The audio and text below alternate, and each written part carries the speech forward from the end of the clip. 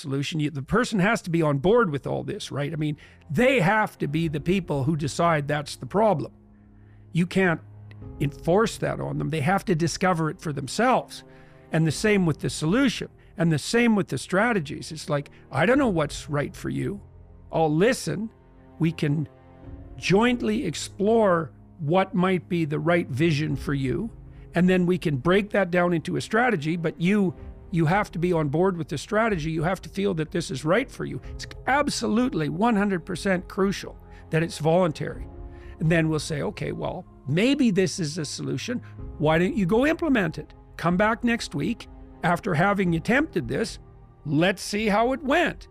And sometimes people come back and say, well, that went great and it started me and I did 3 other things and you know what, we seem to be on the right track. And sometimes they come back and say, nope, that didn't work at all, like with the vacuum cleaner. And so then you have to think what you do in that situation is make the task smaller. If you make the task small enough, I've never seen anyone not be able to progress if they made the task small enough. But, that can be pretty humiliating. Now, the upside is that once you take that first step, you've looked the beast in the face and you'll start progressing, not linearly, but exponentially in speed. So what's cool is that it doesn't really matter how small that first step is because it'll start doubling, and anything that doubles grows unbelievably quickly. And so that's a very useful thing to know too. And that's true when you're learning anything new. It's like you'll feel like an imposter, you'll feel like a fool because you are, and you'll think, I'll never get there, and it might, the destination might look very distant, but if you take a sufficiently small first step and get the ball rolling, you can be cruising along at a pretty good rate, generally faster than you'll think.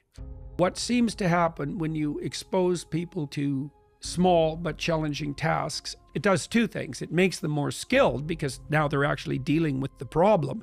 And so they're acquiring the new perceptions and the new behaviors that are mastery.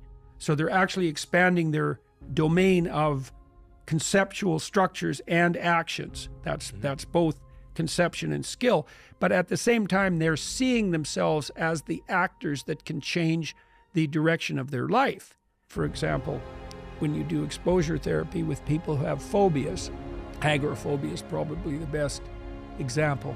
So agoraphobia is a condition where people will become so terrified generally of life that they often literally can't go outside their house. If they go outside their house, their anxiety levels climb to the point where they have a panic attack, which is like the complete disinhibition of the fight or flight system. Very overwhelming experience. People will go out and they'll have a panic attack and then they'll avoid where they had the panic attack. But then the probability of the panic attack starts to spread so that wherever they go, they have a panic attack and then they end up stuck at home. And it's quite a common condition. Now, the people who develop that are generally women, and that's because women are more sensitive to anxiety than men. They're generally women who had an over-dependent relationship with their parents, maybe particularly their father. They're generally women who went from their father to a boyfriend who was either overbearing and overprotective or who was enticed into becoming that by the dependency of the person, of the sufferer. And then, so imagine you're a dependent young woman, you haven't learned to stand on your 2 feet. Every time you had a problem, you were taught to seek authority. You sheltered behind the protective walls that someone else had established for you. You married someone like that. Now he died, or you're getting a divorce, or so that wall is starting to come down. Okay, so all that existential panic starts to rise. You start panicking when you go out and you end up at home unable to move. Also thinking you're the only person in the world who's suffering that way. And so what you do is you find out, you do a problem analysis and you find out their core fears. And agoraphobics are often afraid of elevators. And that's quite convenient because, there are elevators everywhere. So you can start having them confront their fear of elevators. So how do you do that? Well, if they're really terrified, you say, well, why don't you come sit by me and let's look at some pictures of some elevators. And you say, look at the elevator. Okay, now imagine being 20 feet from it. How are you feeling? And they'll tell you. They're nervous, they're afraid they're going to get trapped in the elevator. They're afraid they'll have a heart attack.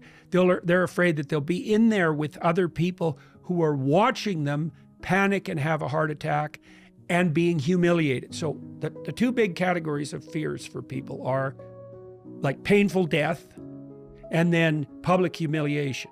And if you have a really good anxiety fantasy, it's that you're going to undergo a painful death in a very humiliating way. And so that's what they imagine happening in the elevator. So it's not exactly that they're afraid of the elevator, right? They're afraid of death and humiliation. And the elevator is a portal to the realm of death and humiliation. It's like, I'm afraid of an elevator. Okay, how afraid? Could you look at an elevator from 100 yards down the hall? Well, like, if it isn't 100 yards, then 125 yards. Like, you'll find some threshold that the person can tolerate. Okay, so now you're at the threshold where the magnitude of their confidence is precisely matched with the size of the apparent dragon, right? So, and they feel that. It's like there's a place where their fear they'll say, that's close enough. It's like, okay, now you're on the edge. You're on the edge. So now we'll dance on the edge. We'll move you a foot forward. Okay, so let's move a foot forward. Okay. Anything negative happening? Well, I'm feeling a little nervous. Okay, well, let's just stand here for a bit. Keep your eye on the elevator. Don't hide, because you can avoid by just not looking. And we do this all the time. We look away. And the bigger the dragon, the more we're likely to look away. People don't like to look at, and you can understand why.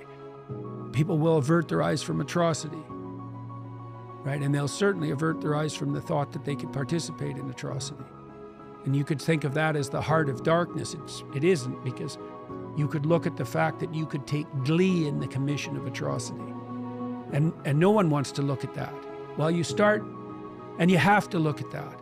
You have to look at that in the final analysis.